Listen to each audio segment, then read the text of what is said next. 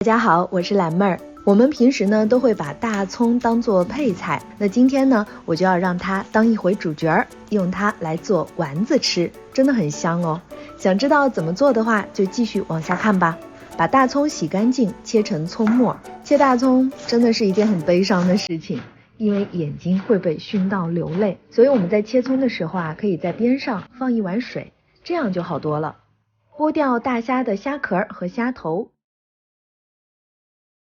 抽出里面的虾线，用刀将虾肉拍扁，再剁成虾蓉。将剁好的虾蓉放到盘子里，打入一颗鸡蛋，搅拌均匀，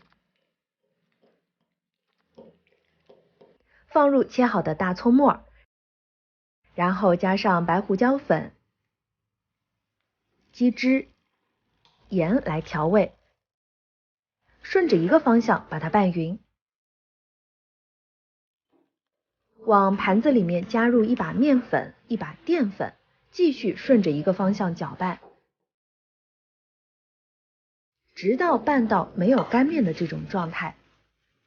接着呢，我们就一只手挤丸子，一只手拿勺子挖出丸子，放入烧热的油锅当中进行炸制，油温呢加热到筷子放进去起密集的泡泡就可以了。我们炸到丸子漂浮，外皮金黄就可以出锅了。炸好的大葱丸子真的葱香味非常足，还有虾仁淡淡的鲜甜味，喜欢的朋友一定要试一下哦。